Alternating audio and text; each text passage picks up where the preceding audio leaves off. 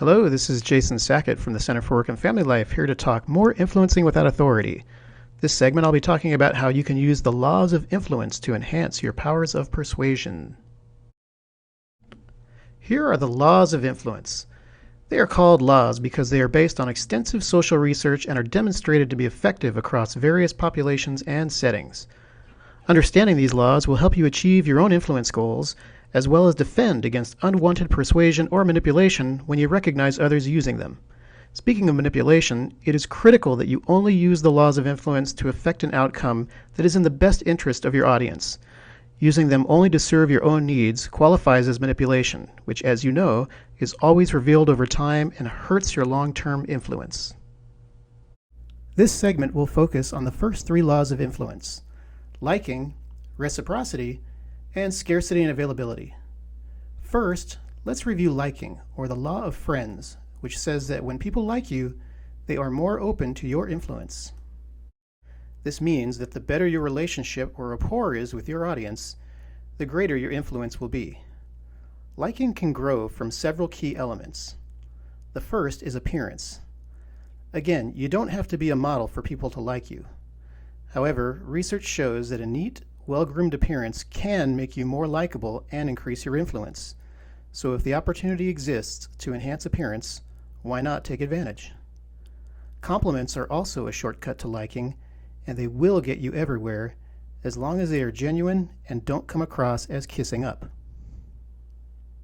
Most people thrive off feeling heard, understood, and acknowledged. This is what makes active listening and empathy so effective in building rapport. Having a pleasant personality and cheerful mood seems basic to liking, and it is.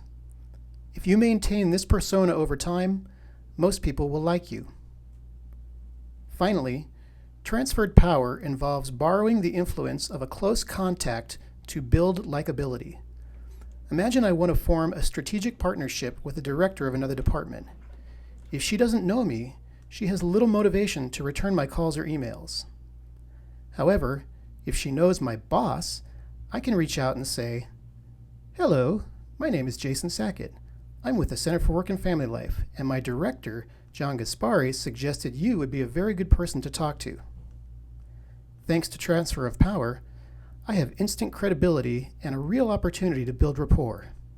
If you have connections, use them. If you don't, start building them. The law of reciprocity states that giving leads to giving back.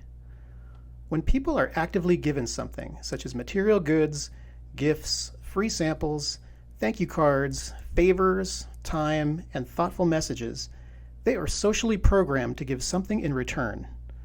When Starbucks rolls out their free sample of lattes, they aren't just hoping you will love their drink. They are hoping you will feel obligated to buy a product that costs triple their basic coffee. People frequently try to use this law against you. Maybe a nonprofit sent you some mailing labels, a sales rep sent your office free samples, or an online company sent you a free gift that's yours to keep even if you return their product. In none of these cases were you obligated to buy or donate, but you may have felt obligated. You can use the law of reciprocity in an ethical manner if you practice giving or offering help without the expectation of return. Don't worry, plenty of favors will still come back to you. Giving on a regular basis builds favor banks, or a sense of obligation that grows in your audience. If at some point you need a favor, your history of giving increases the chances you will get one. Keep in mind that it's the initiation of giving that produces the greatest influence, and not responding to others' requests. Let's say your colleague wants to leave early and asks you to cover for him, and you agree. You did him a favor, but didn't initiate it, so his sense of obligation is low. But what if you knew he wanted to leave early and offered to cover for him? This time, you initiated the favor, and now he feels indebted to you. Finally, if your audience thanks you for giving or favors, at the moment they offer thanks, they are more open to your influence. This may be a good time to call in a favor of your own or pitch your big idea. The law of scarcity and availability is like supply and demand, but applied to you and your time.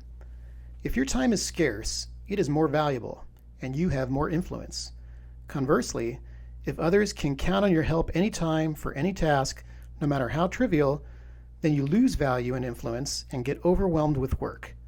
Finding a balance with scarcity and availability can be tricky.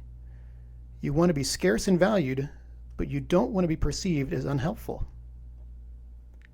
The key is to create the perception of being in high demand, but also of being a team player.